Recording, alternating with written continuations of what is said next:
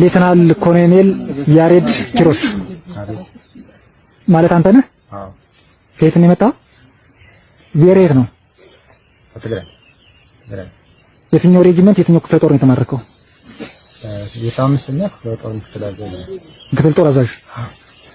መልካም እንግዲህ ከሰሞኑ የአማራ ፋኖ በጎጃም 3ኛ ክፍለ ጦር አናብስቶች እጅ ወድቀዋል። የውጊያ ሂደቱና አጠቃላይ የነበረው እናንተ እንዴት እንደተማረካችሁ እሱን ተናገሩ። እንግዲህ እኛ አሁን እዚህ ከመጣን ወደ ለሳምንታችን ነው የነበርነው። ሰሜን ሸዋ ነው። ከሰሜን ሸዋ መጥተን በቀጥታ ሰከላ ነው የገባነው።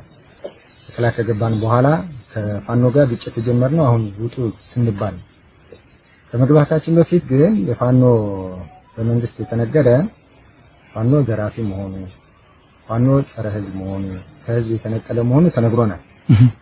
ነገር ግን ይሄን ይዘን በትናንትናው ከተነሳን በኋላ ወደ ግጭት ከገባን በኋላ ግን ህዝባዊ መሆኑ፣ ህዝብን ያቀፈ መሆኑ አረጋግጠናል።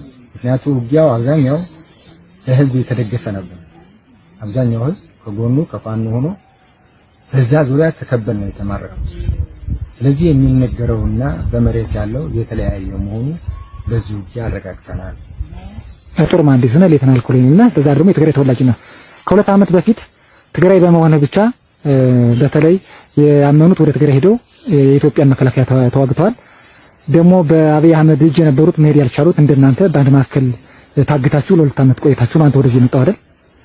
ይሄ ተቃቅሮ የነበረውን በፖለቲካ ሴረኝነት በተለይ የአማራና የትግራይ ህዝብ በፖለቲካ በአብይ አህመድ ሸፍጠኝነት ተለያይቶ የነበረውን ማህበረሰብ ቀደም ብሎ ጓዶች ያነሱት እንደነበረው በዚህ አሁን ባለንበት አካባቢ በዚህ በጎጃም አገው ምድር በተለይ ዳንግላ አካባቢ የትግራይ ጄኔራሎች ኮሎኔሎች ተፈተዋል። ሁለቱን ህዝብ አንድ ለማድረግ መከላከያና መንግስት ተለያይቶ እንዲሰራ አንተም እንግዲህ ከፍተኛ ኃላፊነት ላይ ያለ ስለሆነ ምን መልእክት ማስተላለፍ ትፈልጋለህ? በዚህ ጉዳይ ያው ከዚህ በፊት በሰሜኑ ጦርነት ለትግራይ የነበረ ጦርነት ያው ትግርኛ ተናጋሪዎች ያው ከሰራዊቱ ተገለን አንድ ቦታ ተቀምጠን ነበር። ያ መገለሉ ለራሴ ደስተኛ አልነበርኩም። በወቅቱ ደስተኛ ያለመሆኔ እኔ ኢትዮጵያዊ አስተሳሰብ እንጂ የአንድ ክልል አስተሳሰብ እንዳልነበረኝ እርግጠኛ ሆኜ አምናለሁ። እርግጥ መንግስት ደግሞ ይሄን ወስኖ አስቀምጦናል። ምንም ማድረግ አንችልም። ተጠርንፈን ተቀምጠናል። ከተጠርነፍን በኋላ ከዛም የታሰሩ ሰዎችን አልፎስ ታሰሩ ተፈርዶባቸው አሁን ቅርብ ጊዜም ይወጡ አሉ። እዚህ ዳንግላ አካባቢ ከዚህ በፊት በወሬ እንደዚህ ታስረው ተፈርዶባቸው ማረሚያ ቤት የነበሩ ፋኖ ገብቶ አውጥቶ በስነ ስርዓት ቅድም ሲገለጽ እንደነበረው በስነ ስርዓት ተንከባክቦ ወደ ትግራይ እንዳደረሳቸው በተለያየ የትግርኛ ተናጋሪዎች የምናገርበትና ብዙ ነገሮች በዚህ የተደሰትንበት ነገሮች ነበሩ። ከዛ ውጪ በሁለቱም ህዝብ ግጭት መኖሩ እኔም አላምንም።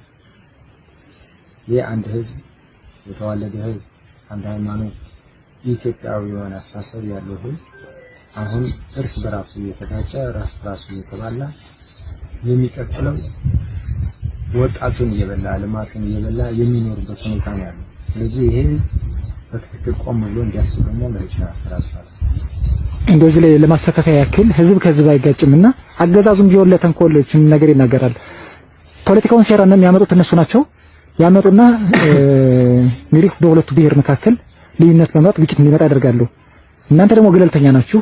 መከላከያ ዳር ድንበር የለውም። እንዲሁ ሁለቱ ወደ አንድ እንዲመጣ በቀጣይ የአማራ ፋኖ በምን ሁኔታ ቢሰራ እንዲሁ ካለ ተሞክሮ መምከር ትፈልጋለህ? ያው ይሄ ነው የአማራ ፋኖ ሌላ ተጨማሪ ሴት ይጨምርበት ራሱ አትዳፕ ያደረገ መሄድ መቻል አለበት። ዋናው ግን አሁን የተሰሩ ያሉ ስራዎች እነዚህ ማጠናከር መቻል አለበት። እንደኛ አሁን ያለው የምርኮኛ አያያዝ በጣም ህዝባዊና ኢትዮጵያዊነት ያተላበሰ ነው። እንክብካቤውም ከዛ በላይ ነው።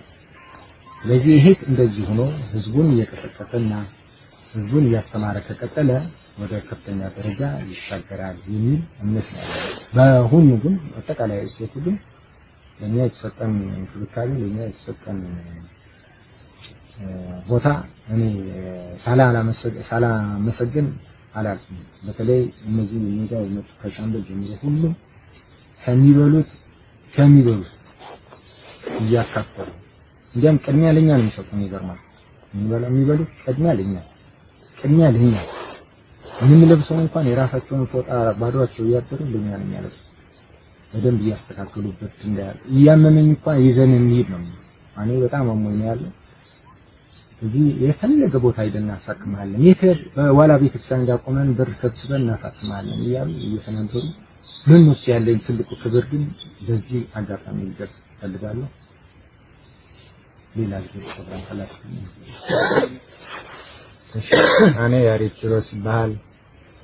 ያው አጋጣሚ ሆይና ሀገር መከላከል ሓደ ፍቅር ምክትል አዛዥ ነይረ እዚህ ናብዚ ናብ ጎጃም መጽና ናብ ምስፋኖ ዝገበርና ጦርነት ያው ከአቅምና ንላዕል ኮይንና ያው ናፋን ይድሃትና ለና እስከ ሕዚ ሰላም ነው። ምግብን ማይን ሰዓናን ሁሉ ነገር እንከብካብ ያለና ቤተሰብ ይሁን ካሊ ህዝቢ ሻቀል የብሉም ተቀን የለም።